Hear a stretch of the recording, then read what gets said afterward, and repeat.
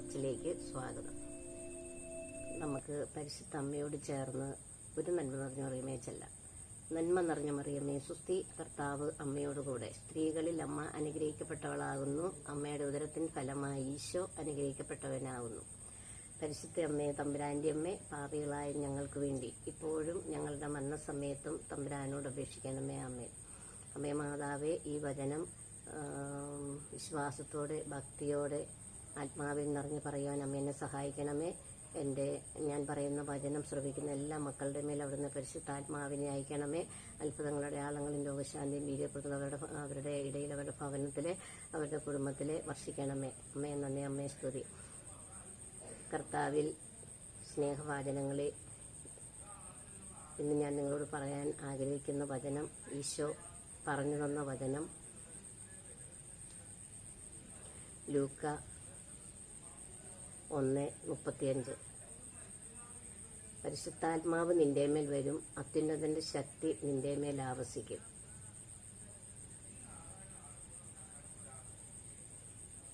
പരിശുദ്ധ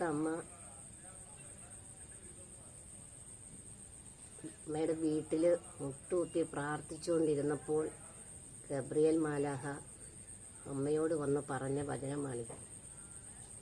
അമ്മയുടെ അടുത്ത് വന്നിട്ട് അമ്മയോട് പറഞ്ഞു, നീ സ്ത്രീകളിൽ അനുഗ്രഹീതയാകുന്നു, നിന്റെ ഉദരഫലം അനുഗ്രഹീതമാകുന്നു. ദൈവകൃപ നിറഞ്ഞവളെ സുസ്തി, കർത്താവ് നിന്നോടുകൂടെ.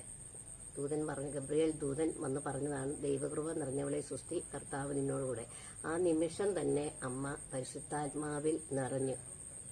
അമ്മ സമ്മതം മൂളി, അമ്മ സമ്മതിച്ചു. അങ്ങനെ പരിശുദ്ധാത്മാവിൽ നിറഞ്ഞ അമ്മയുടെ ഇളയമ്മയായ എലിസബത്തിന്റെ ഭവനത്തിൽ ചെന്ന് അമ്മയുടെ അഭിവാദന സ്വരം ശ്രവിച്ചപ്പോൾ എലിസബത്തും പരിശുദ്ധാത്മാവിൽ നിറഞ്ഞു. എലിസബത്തിന്റെ ഉദരത്തിലുള്ള കുഞ്ഞും പരിശുദ്ധാത്മാവിൽ നിറഞ്ഞു. എലിസബത്തിന്റെ ഭർത്താവായ സക്കറിയയും പരിശുദ്ധാത്മാവിൽ നിറഞ്ഞു. അങ്ങനെ എലിസബത്തിന്റെ ഉദരത്തിലെ ശിശു പരിശുദ്ധാത്മാവിൽ നിറഞ്ഞ് കുതിച്ചാടി. പരിശുദ്ധാത്മാവിൽ നിറഞ്ഞ ഒരു വ്യക്തിയെ മറ്റുള്ളവർ ശ്രവിക്കുമ്പോൾ അവരും പരിശുദ്ധാത്മാവിൽ നിറയും. പരിശുദ്ധാത്മാവ് എല്ലാ ദിവസവും നമ്മൾ പരിശുദ്ധാത്മാവ് നിറയാൻ വേണ്ടി 10 മിനിറ്റെങ്കിലും രാവിലെ പ്രഭാതത്തിൽ പ്രാർത്ഥിക്കണം. നമ്മൾ പള്ളിയിൽ പോകുമ്പോഴോ പള്ളിയിൽ നിന്ന് തിരിച്ചു വരുമ്പോഴോ ഉണർന്ന് ബെഡിലിരിക്കുമ്പോഴോ എപ്പോഴെങ്കിലും രാവിലെ തന്നെ 10 മിനിറ്റ് 15 മിനിറ്റ് പരിശുദ്ധാത്മാവിൽ നിറയാൻ വേണ്ടി നമ്മൾ പ്രാർത്ഥിക്കണം. അങ്ങനെ പരിശുദ്ധാത്മാവിൽ നമ്മളും നിറയും. പരിശുദ്ധാത്മാവ് നിറഞ്ഞു കഴിയുമ്പോൾ നമ്മളും ചെയ്യുന്നില്ല, ക്ഷമിക്കാനുള്ളവരും ക്ഷമിക്കും, സ്നേഹിക്കാനുള്ള കൃപ കിട്ടും. പരിശുദ്ധാത്മാവിന്റെ വരങ്ങളും ദാനങ്ങളും ഫലങ്ങളും കൊണ്ടൊക്കെ നമ്മൾ നിറയും. അപ്പോൾ എത്ര വെറുപ്പുള്ളവരോടും നമുക്ക് ഓട്ടോമാറ്റിക്കായിട്ട് നമ്മൾ സ്നേഹിച്ചു പോകും. അങ്ങനെ നമ്മളും പരിശുദ്ധാത്മാവിൽ നിറഞ്ഞ് ഏറ്റവും അധികം വിശുദ്ധിയോടെ നമുക്കും ജീവിക്കാനായിട്ട് സാധിക്കും. അതുപോലെ ജോയൽ പ്രവാചകൻ വഴി ഈശോ അരുളിച്ചെയ്തത് അങ്ങനെയാണ്. അപ്പസ്തോല പ്രവർത്തനത്തിൽ ജോയൽ പ്രവാചകൻ വഴി അപ്പസ്തോല പ്രവർത്തനം 2-ാം അധ്യായത്തിലെ തിരുവചനം പറയുന്നത്, ജോയൽ പ്രവാചകൻ അപ്പസ്തോല പ്രവർത്തനം 2:16, അപ്പസ്തോല പ്രവർത്തനം 2:16 മുതൽ 16-17 വാക്കുകളിൽ ജോയൽ പ്രവാചകനിലൂടെ ഈശോ അരുളിച്ചെയ്ത അവസാന നിമിഷങ്ങളിൽ എല്ലാ മനുഷ്യരുടെ മേലെ എൻ്റെ ആത്മാവിനെ ഞാൻ വർഷിക്കും. നിങ്ങളുടെ യുവാക്കള്, വൃദ്ധന്മാരെല്ലാവരും പരിശുദ്ധാത്മാവിൽ നിറയും. അതുപോലെ പരിശുദ്ധാത്മാവിൽ നിറഞ്ഞ് അവർക്ക് ദർശനങ്ങളുണ്ടാകും, അവർ സ്വപ്നങ്ങൾ കാണും, അവർ യേശുവിനെ സാക്ഷ്യപ്പെടുത്തും. അതുപോലെ പരിശുദ്ധ അമ്മയോട് ചേർന്ന് സ്ത്രീഹന്മാർ പ്രാർത്ഥിച്ചുകൊണ്ടിരുന്നപ്പോൾ അവരും പരിശുദ്ധാത്മാവിൽ നിറഞ്ഞു. നമുക്കും പരിശുദ്ധ അമ്മയോട് കൊണ്ട് ചൊല്ലി പ്രാർത്ഥിക്കാം, പരിശുദ്ധാത്മാവിൽ നിറയാൻ വേണ്ടി പ്രാർത്ഥിക്കാം.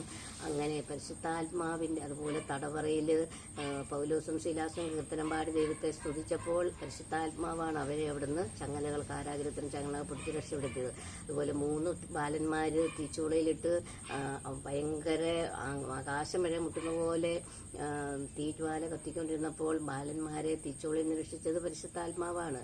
അപ്പോൾ പരിശുദ്ധാത്മാവിനെ കുറിച്ച് എത്ര പറഞ്ഞാലും നമുക്ക് മതിയാവില്ല. പരിശുദ്ധാത്മാവെന്ന് പറയുന്ന ഒരു വ്യക്തിയാണ്. ത്രിയേക ദൈവത്തിന്റെ 3-ാമത്തെ ആളാണ് പരിശുദ്ധാത്മാവ്. ആ പരിശുദ്ധാത്മാവ് ഒരു വ്യക്തിയാണ്.